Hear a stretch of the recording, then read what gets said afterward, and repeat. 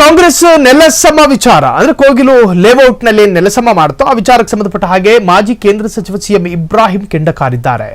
ಒತ್ತುವರಿ ತೆರವು ಸರಿಯಲ್ಲ, ನಿಗಿ ಕೆಂಡ ಕಾರಿದ ಮಾಜಿ ಕೇಂದ್ರ ಸಚಿವ. ನಿಮಗೆ ಗೊತ್ತಿರಬಹುದು, ಸಿಎಂ ಇಬ್ರಾಹಿಂ ಆರಂಭದಲ್ಲಿ ಕಾಂಗ್ರೆಸ್ನಲ್ಲಿ MLC ಆಗಿದ್ದವರು. ಅದಾದ ನಂತರ ಕಾಂಗ್ರೆಸ್ ಅನ್ನ ತೊರೆದು JDS ಗೆ ಹೋದ್ರು.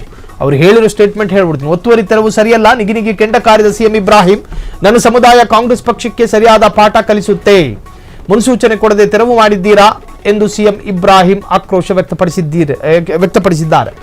ಕಾಂಗ್ರೆಸ್ ಪಕ್ಷಕ್ಕೆ ಬಿಜೆಪಿ ಅವರ ಗುಣ ಬಂದಿದೆ. ಬಿಜೆಪಿ ಅವರು ಈ ಹಿಂದೆ ಏನು ಉತ್ತರ ಪ್ರದೇಶದಲ್ಲಿ ಬುಲ್ಡೋಸರ್ ಆಡಳಿತ ನಡೆಸ್ತಾ ಇದ್ರು, ಅದನ್ನೇ ಇವರು ಕೂಡ ಅನುಸರಿಸ್ತಾ ಇದ್ದಾರೆ. ದಶಕದಿಂದ ವಾಸ ಮಾಡುತ್ತಿದ್ದ ಮುಸ್ಲಿಂ ಕುಟುಂಬ ಬೀದಿಗೆ ಬಿದ್ದಿದೆ, ಅದಕ್ಕೆ ಯಾರು ಹೊಣೆ?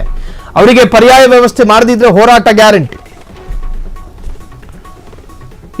ಕಾಂಗ್ರೆಸ್ ನೆಲಸಮ ಸಿಎಂ ಇಬ್ರಾಹಿಂ ಕೆಂಡ ಕಾರಿದ್ದಾರೆ. ಆಕ್ರೋಶಿತರಾಗಿ ಎಚ್ಚರಿಕೆಯನ್ನು ಕೂಡ ಕೊಟ್ಟಿದ್ದಾರೆ.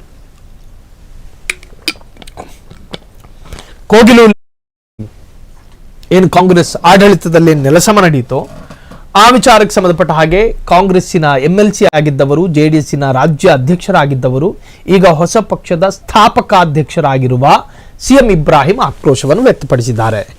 ನಮ್ಮ ಸಮುದಾಯ ಕಾಂಗ್ರೆಸ್ ಪಕ್ಷಕ್ಕೆ ನಿರ್ಣಾಯಕ ಸಮುದಾಯ. 224 ವಿಧಾನಸಭಾ ಕ್ಷೇತ್ರಗಳಲ್ಲಿ ಮುಸ್ಲಿಂ ಸಮುದಾಯದ ಮತದಾನ ಅಥವಾ ಮುಸ್ಲಿಂ ಸಮುದಾಯ ನಿರ್ಣಾಯಕ ಕಮ್ಯುನಿಟಿ ಆಗಿದೆ.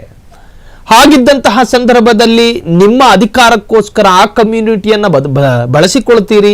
ಆದರೆ ಆ ಕಮ್ಯುನಿಟಿಯೇ ವಾಸ ಮಾಡ್ತಾ ಇದ್ದಂತಹ ಪ್ರದೇಶಕ್ಕೆ ನೀವು ಬುಲ್ಡೋಸರ್ ಅನ್ನು ಕಳುಹಿಸಿಕೊಟ್ಟು ನೆಲಸಮ ಮಾಡಿ ಆ ಸಮುದಾಯವನ್ನು ಅತಂತ್ರ ಸ್ಥಿತಿಗೆ ನೀವು ತರ್ತೀರಿ ಅನ್ನುವುದಾದ್ರೆ ನನ್ನ ಸಮುದಾಯ ನಿಮಗೆ ತಕ್ಕ ಪಾಠವನ್ನು ಕಲಿಸುತ್ತೆ. 2028ಕ್ಕೆ JDS ಪಕ್ಷದಿಂದ ಹೊರಬಂದ ನಂತರ ಕಾಂಗ್ರೆಸ್ಸಿಗೆ ಹೋಗಲಿಲ್ಲ ಸಿಎಂ ಇಬ್ರಾಹಿಂ. ಬದಲಾಗಿ ಅವರು ಪ್ರತ್ಯೇಕವಾದಂತಹ ಪಕ್ಷ ಕಟ್ಟುವುದರ ಮುಖಾಂತರವಾಗಿ ಇತ್ತೀಚೆಗಷ್ಟೇ ಅದರ ಲೋಗೋ, ಅದರ ಪ್ರಣಾಳಿಕೆ, ಅದರ ತತ್ವ ಆದರ್ಶಗಳನ್ನೆಲ್ಲ ಅವರು ಪ್ರಕಟ ಮಾಡಿದ್ರು ಬಹಿರಂಗವಾಗಿ. ಒಟ್ಟಾರೆ ಕಾಂಗ್ರೆಸ್ ಆಡಳಿತದ ವಿರುದ್ಧ ಸಿಎಂ ಇಬ್ರಾಹಿಂ ಕೆಂಡ ಕಾರಿದ್ದಾರೆ.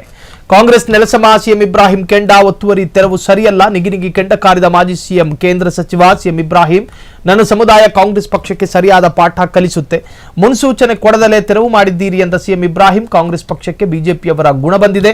ದಶಕದಿಂದ ವಾಸಿಸುತ್ತಿದ್ದ ಮುಸ್ಲಿಂ ಕುಟುಂಬ ಬೀದಿಗೆ ಬಿದ್ದಿದೆ. ಅವರಿಗೆ ಪರ್ಯಾಯ ವ್ಯವಸ್ಥೆ ಮಾಡದಿದ್ರೆ ಹೋರಾಟ ಗ್ಯಾರಂಟಿ ಎಂದು ಸಿಎಂ ಇಬ್ರಾಹಿಂ ಆಕ್ರೋಶವನ್ನು ವ್ಯಕ್ತಪಡಿಸಿದ್ದಾರೆ.